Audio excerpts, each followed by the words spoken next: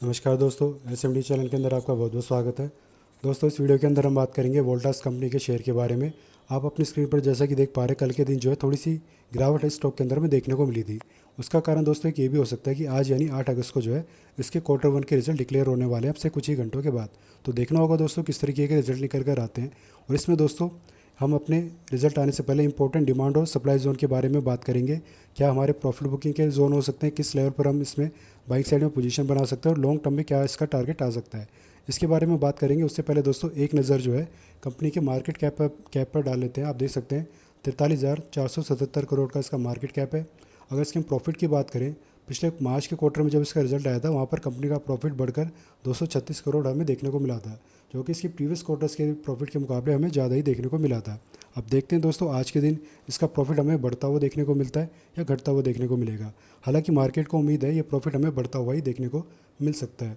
इसके अलावा इसके डिविडेंड हिस्ट्री की तरफ हम नज़र डालें दोस्तों, तो 2019 से लगातार ये कंपनी डिविडेंड देने का काम कर रही है और 2025 का जो डिविडेंड है दोस्तों 7 रुपये का अब तक का हाईएस्ट डिविडेंड कंपनी की तरफ से दिया गया था, जो कि कल के दिन यानी हो सकता है 7 अगस्त से पहले इसके शेयर होल्डर्स को डिविडेंड मिल भी गया होगा। अगर आप भी इसके शेयर होल्डर्स हैं तो कमेंट करके बताइएगा दोस्तों, ये डिविडेंड का अमाउंट क्या कल 7 तारीख को आपके पास आया था या उससे पहले ही आ गया था।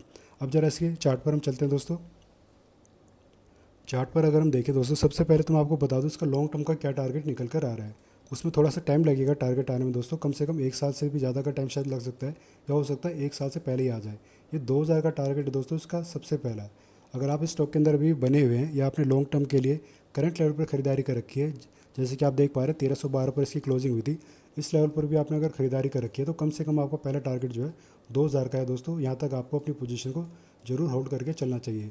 अब देखना होगा दोस्तों ये टारगेट 1 साल से ज़्यादा का टाइम लेगा आने में या उससे पहले ही आ जाएगा। अगर इसके आज के रिजल्ट हमें अच्छे देखने को मिल गए और प्लस क्वार्टर 2 के भी रिजल्ट अगर अच्छे देखने को मिलते हैं तो हो सकता है दोस्तों अगले साल फरवरी से पहले ही जो है 2000 का टारगेट हमें निकाल कर दे सकता है। लेकिन दोस्तों आज का रिजल्ट बहुत कुछ डिपेंड करता है इसके ऊपर कि आज का रिजल्ट इसका कैसे निकल कर आता है। और इसके अलावा दोस्तों इसका जो मेजर डिमांड जोन कहाँ पर है जहाँ पर हम खरीदारी करके चल सकते हैं, अगर आपने अभी तक खरीदारी नहीं करी है। डिमांड जोन है इसका 1201 से लेकर 1259 यानी 1260 मान लीजिए। ये दोनों ही लेवल हमारे मेजर सपोर्ट लेवल भी है।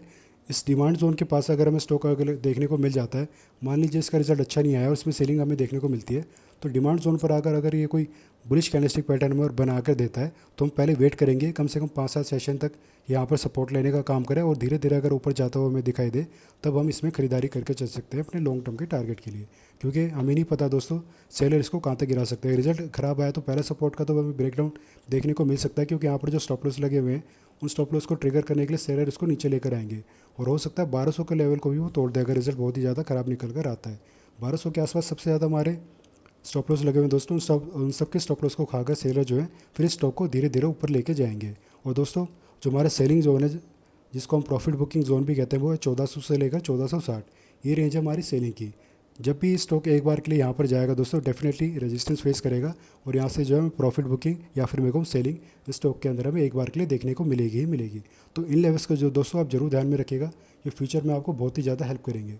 और जो शॉर्ट टर्म के इन्वेस्टर है दोस्तों जिन्होंने कल के दिन शॉर्ट टर्म के हिसाब से खरीदारी करी है कि इस हिसाब से अगर इसका रिजल्ट अच्छा आ जाता है तो हम इसमें एग्जिट कर जाएंगे।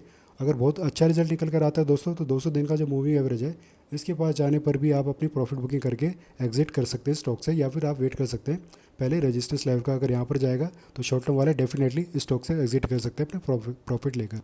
तो दोस्तों फिलहाल इस वीडियो में इतना ही। अगर दी गई जानकारी आपको थोड़ी बहुत भी यूज़फुल लगी हो, अच्छी लगी हो तो वीडियो को लाइक करना, चैनल को सब्सक्राइब करना। धन्यवाद।